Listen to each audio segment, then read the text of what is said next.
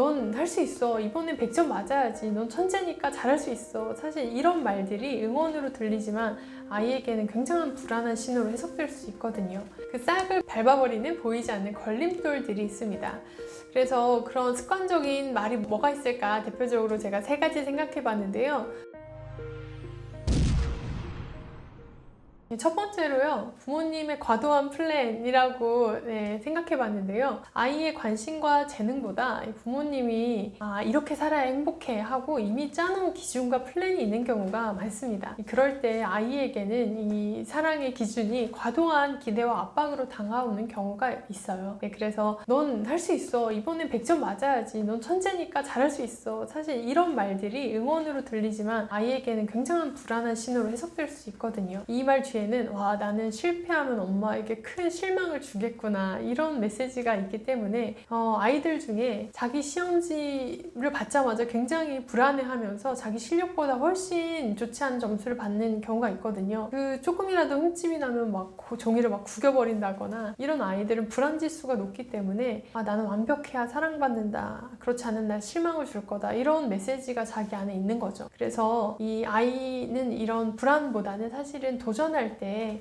자기가 이 도파민, 동기 호르몬을 분비하면서 이 성장하는 게 훨씬 건강하거든요. 그래서 아이가 도전보다 안전한 선택, 계속 쉬운 것만 하지 않도록 부모님들이 창의적인 그런 영재성을 키워주시는 것이 좋습니다. 그래서 부모의 이 과도한 기대는요, 아이를 키우는 햇살이 될 수도 있지만 태워버리는 열기가 될 수도 있기 때문에 아이들에게 이 과도한 플랜과 이 기대는 조금 줄여주시면 좋을 것 같습니다. 두 번째는 정서적 불안과 민감성인데요. 영재형 아이들이 대부분 이제 생각도 빠르고 감정도 빠른데요. 좋은 말로 하면 예민하고 섬세하지만 다르게 보면 너무 민감해서 감정적으로 힘들어하거나 감정의 파도에 자주 휩쓸리는 경우가 있거든요. 예를 들면 엄마, 나 오늘 수학 문제 틀려서 잠이 안 와요. 내 친구가 웃었는데 나 비웃은 것 같았어요. 이런 말을 하는 아이들이 의외로 있습니다. 근데 부모님이 이제 그런 이야기를 들을 때 뭐 그런 걸 가지고 그래, 별일 아니야, 이렇게 치부해 주시는 경우가 있죠. 이제 그 말조차도 사실은 이 아이를 도와주고 싶어서 너무 작은 일이니 네가 크게 신경 쓰지 않아도 된다, 이렇게 격려해 주고 싶어서 하신 말씀인데요. 그런데 이렇게 별거 아닌 것으로 아이의 반응에 대처하면 아이 예민함이 결핍으로 바뀝니다. 자신의 감정을 부정당하면 이 뇌의 감정 회로가 과활성화되어서 불안하고 회피하고 위축되는 이 고리로 이어지게 되는 거죠. 실제로 연구에 따르면 영재아동의 한 40% 이상이 비동시성 발달을 보인다고 합니다. 머리 회전은 빠른데 감정은 아직 어린 거죠. 그래서 머리로는 다 이해하면서도 마음은 버티지 못하는 경우가 많습니다. 그럴 때 부모님은 조언해 주시기보다는 사실은 감정을 한 번 더 읽어주신다, 감정 번역기가 돼주시는 게 좋습니다.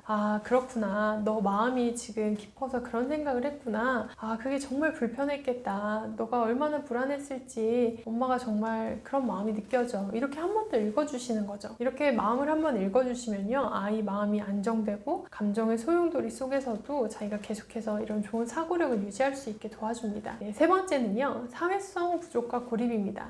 마지막 장애물은 저는 사회성 부족이라고 생각하는데요. 영재형 아이들이 또래보다 사고 속도가 빠르기 때문에 친구랑 대화가 맞지 않다고 느끼는 경우가 있을 수 있습니다. 나는 유치해서 난 그런 게임 안 해, 이렇게 이야기하고 참여하지 않고 혼자 있는 경우들이 있죠. 근데 점점 이렇게 되면 아이들 사이에서 외톨이가 됩니다. 이제 부모님이 이런 아이를 보고 얘는 어른이랑만 노는 거 좋아해요, 이렇게 단순히 생각하시지만 아이가 점점 다른 아이들과 어울리지 못하고 혼자 고립되고 있지 않은지 살펴봐 주시는 것이 좋습니다. 이 또래와 교류하고 소통하는 사회성은 단순한 그런 사교 능력이 아니라요, 협업력, 공감력, 회복 탄력성의 뿌리가 됩니다. 아무리 똑똑한 아이라도 타인과 어울리지 못하면 영재성은 그 개인의 능력으로만 머물지 이 세상을 바꾸려는 힘이 되지 못합니다. 그래서 부모님이 해주실 일은 이 특별한 아이다, 보호돼야 한다, 이렇게 생각하시기보다 다른 아이들과 함께 배워야 한다, 이렇게 생각해 주시면 좋을 것 같습니다. 그래서 너는 다르니까 괜찮아, 이렇게 보시기보다 너는 다른 친구들이랑 다르니까 서로 다른 점 배울 수 있겠네, 사람은 누구에게나 배울 점이 있어, 그걸 찾아서 배우는 게 정말 멋지고 현명한 사람이야, 이렇게 마음의 문을 열도록 도와주시는 거죠. 그래서 저는 진짜 영재는 혼자 똑똑한 게 아니라 함께 더 나은 세상을 만드는 아이가 진짜 영재라고 생각합니다. 꽃이 피지 않는다고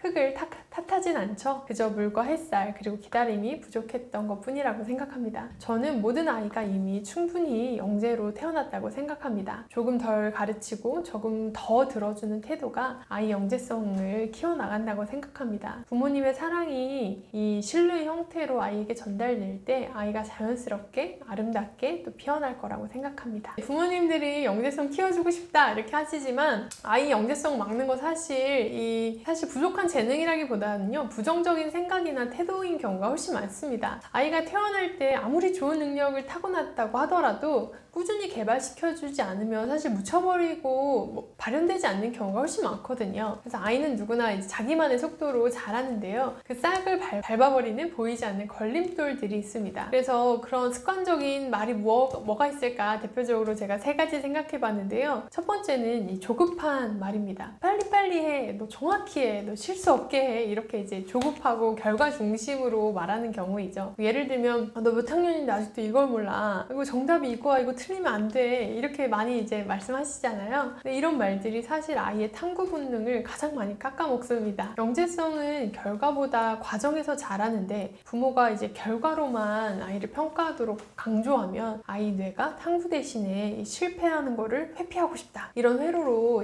작동시켜버리죠. 그래서 아이가 도전이 아니라 불안함으로 자꾸 반응하게 됩니다. 그래서 나는 실패하면 혼난다 이런 감정이 자꾸 반복적으로 우선되면요 아이는 더 이상 새로운 것을 시도하지 않습니다. 영재의 핵심은 몰입하는 거잖아요. 근데 몰입한다는 것 자체가 실패하는 거에 대한 자유에서 자라거든요. 근데 실패하는 걸 허락하지 않는 환경은 창의성도 숨을 못 쉬어버립니다. 그래서 빨리 완성해 이렇게 재촉하는 부모는 아이의 생각이 자라는 이런 느림의 시간을 빼앗습니다. 그래서 빨리빨리 해 이렇게 말씀하시기보다 너 지금 이거 재밌어서 오래 했구나 이렇게 말씀해 주시고요. 그리고 정답이 뭐야? 이렇게 물어보시기보다는 너는 왜 그렇게 생각했어? 라고 바꿔서 말하고 생각해 주시면 훨씬 좋습니다. 두 번째는요 다른 사람과 비교하는 말입니다. 친구들은 다 이거 하는데 너는 왜 그래? 이렇게 영재성을 무너뜨리는 이 비교의 통제의 말은요 사실은 큰 걸림돌이 됩니다. 네 친구는 이거 상도 받았다는데 넌 이거밖에 못했니? 너는 왜 그렇게 산만하니? 딴 애들은 이거 다 외웠대. 이런 말들은 사실은 두뇌에서 자존감 회로를 마비시켜버립니다. 아이의 뇌는 이 비교하는 거를요 자기 위협으로 인식하거든요. 그래서 도전하기보다 아예 하고 싶지 않은 회피를 택합니다. 그래서 나도 더 도전해서 잘해볼래. 사실은 이 반응을 원해서 이렇게 말씀하시는 건데 나는 어차피 해도 안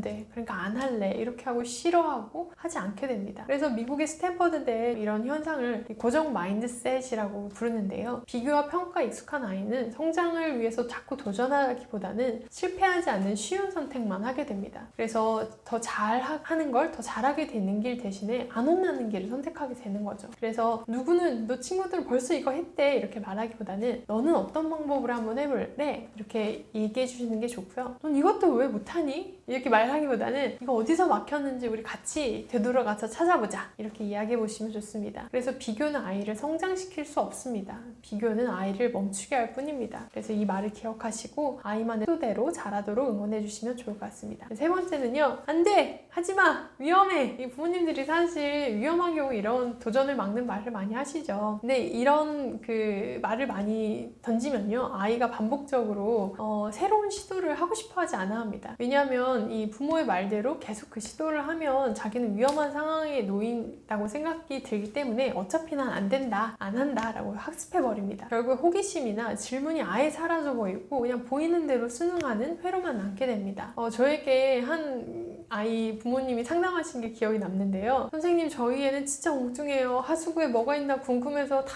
열어보고 끄집어내보고 집에 있는 시계나 리모컨은 다 뜯어보고 냉장고에 있는 거 섞어서 실험해보고 터뜨리고 정말 하루도 제가 조용한 날이 없어요. 이렇게 이야기하시는 부모님이 있었거든요. 근데 내가 그 부모님 보면서 이 호기심이 언젠가 과학자가 되는 훌륭한 밑거름이 돼줄 것 같아요. 이렇게 이야기한 적이 있습니다. 그리고 정말 몇 년 뒤에 그 아이가 과학고에 진학했다는 이야기를 들었는데요. 그때는 너무 유별나고 호기심이 많고 너무 걱정됐는데 지금 보니까 그런 이상한 짓이 결국 탐구의 시작이었던 거죠. 그래서 부모님 눈에는 위험해 보이는 행동이지만 사실은 이 아이가 세상을 이해하고 탐구해보고 싶은 이런 본능이 작동한 거라고 생각합니다. 물론 이제 부모님들이 그 뒷수습 처리하시는 거 너무나 고되시겠지만 위험한 수준을 넘지 않은 범위 내에서는 아이들의 이런 호기심이 잘 발현되도록 도와주시는 것이 좋다고 생각합니다. 그래서 안 돼! 위험해! 이런 생각 말보다요. 이거 좋은 생각인데 어떻게 하면 이거 안전하게 해볼 수 있을까? 이거 힘들어 하지마! 대신에 이거 좀 어려울 수 있겠네. 그래도 네가 해본다면 뭐 방법이 있을지 몰라. 이렇게 가능성을 열어주시면요, 아이가 사고를 멈추는 대신에 자기가 책임지고 해결하는 해결지향적 사고가 열릴 거라고 생각합니다. 그래서 부모님들의 이런 말이 아이의 도전 정신을 지켜주고 새로운 시도를 가능하게 하는 이런 힘을 강화시킨다고 생각해요. 하지만 궁금하다고 해서 호기심으로 다른 사람을 힘들게 하거나 다치게 하거나 위험한 행동은 꼭 선을 넘지 않도록 부모님들이 잘 가이드를 주시면 좋을 것 같습니다. 네, 아이의 영재성은 타고난 지능도 있겠지만 저는 부모님의 태도와 환경에서 정말 크게 자란다고 생각합니다. 부모님이 어떤 마음으로 아이를 바라보냐에 따라서 같은 능력도 꽃이 되기도 하고 또 어떤 능력은 돌처럼 굳어버리기도 하거든요. 제가 부모님과 수많은 아이와 이제 상담하면서 이 집은 아이가 참 잘 자란다 이렇게 느꼈던 가정들의 공통점이 있었는데요. 결국 영재성을 키워주는 부모님의 자세를 3가지로 정리해보면요. 첫 번째는 믿어주는 겁니다. 아이의 속도는 느리지만 우리 아이 방향이 틀리지 않도록 믿어주는 부모님의 경우 그렇습니다. 영재를 하면 당연히 성적이 좋아야지, 이 정도로 하면 아직 멀었어, 이렇게 기대치가 높으신 경우도 많은데요. 생각보다 아이들 천천히 자랍니다. 부모님이 조급해서 결과로 이른 나이부터 이렇게 판단하거나 뭔가를 정해주려고 하시면 아이들이 훨씬 더 긴장하고 그 속도대로 크지 못하는 경우가 있습니다. 부모님이 몰입이나 호기심이나 자기 주도성 같은 건 시험 점수나 평가로 나오기가 어렵거든요. 그래서 교실에서 보면 성적은 평범하지만 선생님 이거 왜 이렇게 되는 거예요? 하고서 이제 실험 보고서 같은 걸 계속해서 생각해보고 싶어하는 아이가 있어요. 그런 아이는 이 아이는 탐구형 영재구나, 이런 것들을 하는 것을 좋아하고 몰입하는구나 이렇게 발견하게 되거든요. 그래서 부모님은 높은 기준을 가지고 아이가 아직 멀었다 이렇게 생각하시기보다 우리 아이는 뭘 좋아하고 무엇에 몰입하지? 이거를 믿고 관찰해 주시는 것이 좋습니다. 그래서 이런 믿음이 아이의 뇌를 또는 아이의 마음을 성장시키는 안전장치가 되어줍니다. 그래서 부모님이 믿어주시면요, 아이 마음이 안정되기 때문에요, 불안해하는 대신에 뭔가 시도해보고 싶고 새로운 걸 자꾸 생각하고 만들어내고 싶어하는 그런 마음이 생기기 시작합니다. 그래서 아이를 믿는 부모 밑에서는 실수가 성장이 되고 믿지 못하는 부모 밑에서는 시도가 실수가 됩니다. 네, 두 번째는요, 함께 성장하려고 하는 부모님입니다. 그러니까 가르치고 지시하고 시키기보다는요, 함께 성장하려고 하는 경우에 아이들도 훨씬 잘 자랍니다. 아이 학년이 높아져 갈수록 부모님 힘드시죠?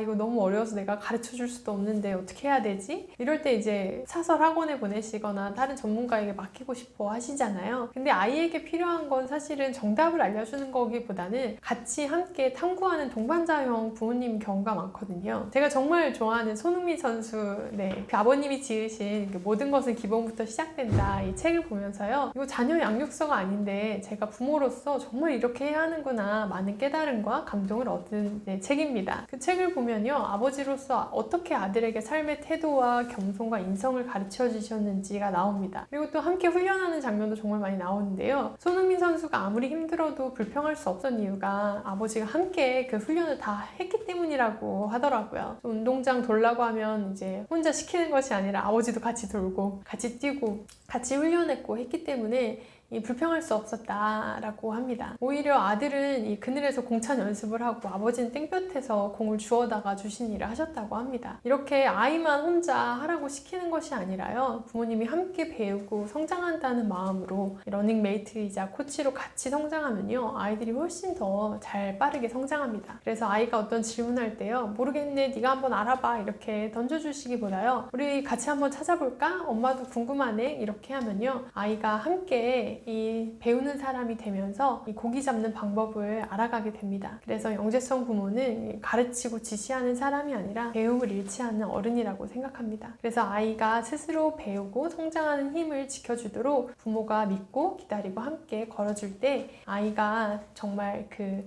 생각대로 단단하게 잘 자라날 거라고 생각합니다. 세 번째는요, 좋은 인성과 습관을 길러주는 부모님입니다. 저는 세상을 바꾸는 힘이 똑똑함이 아니라 따뜻함이라고 생각합니다. 네, 진짜 영재는 문제를 잘 푸는 아이가 아니라요, 세상을 따뜻하게 풀어내는 아이입니다. 똑똑함만 키워놓으면요, 경쟁에는 강하지만 협력에는 약한 사람이 됩니다. 반대로 좋은 인성과 좋은 습관을 키워주면요, 아이의 지능이 자연스럽게 그 마음의 그릇 안에서 성장합니다. 그래서 아이 영재성을 키운다는 건 단순히 지능을 키우는 일이 아니라 좋은 인성과 좋은 습관, 즉 사람으로서의 힘을 같이 길러주는 과정입니다. 그래서 아이가 따뜻함으로 세상을 품고 자기보다 약한 사람을 돕고 다른 사람의 기쁨으로 함께 웃을 줄 알 때 그 아이는 이미 세상을 바꾸는 진짜 영재로 자라난 거라고 생각합니다. 저는 교실에서 정말 감탄하게 되는 아이들을 만나거든요. 그런 아이들은 그 친구가 힘들어하면 조용히 다가가서 이제 괜찮아? 라고 이제 격려해 주거나, 또 손편지를 써서 넌 잘 될 거야, 힘들어하지 마, 힘내, 이렇게 응원하고 격려해 주는 아이들이 있습니다. 놀이 중에 친구가 힘들어하면요, 빼고 하는 게 아니라 우리 같이 다시 하자 라고 토닥거리면서 함께하는 아이들이 있어요. 이런 아이들은 이미 단단해져 가고 있는 중이기 때문에 영재란 결국에 세상을 이기는 사람이 아니라 세상을 이롭게 하는 사람이라는 생각이 듭니다. 근데 이런 거는요, 다른 누구도 아닌 가정에서 부모님만 해줄 수 있는 일이라고 생각합니다. 부모님이 이런 아이들로 자라도록 믿어주고 함께 배우고 대화로 마음을 돋아줄 때 아이가 가장 안전한 토양 안에서 싹틔우고 성장할 거라고 생각합니다. 네, 오늘도 교육의 민족을 시청하면서 아이들을 어떻게 도와주실지 고민하는 부모님들 정말 응원하고 격려하고 싶습니다. 최근에 이 아이와 함께 고전문학 책을 읽고 싶어 하는데 어떤 방법으로 읽을 수 있냐 이렇게 문의 주시고 또 고민하시는 분들이 많으셨는데요. 그래서 제가 부모님들을 도와드리기 위해서 태어나서 처음 읽는 초등 고전 문학 읽기 챌린지를 함께 하고 있습니다. 그래서 아이에게 책 읽기를 도와주고 싶으신 부모님들, 또 아이가 만화책을 읽거나 스마트폰만 봐서 고민이신 부모님들,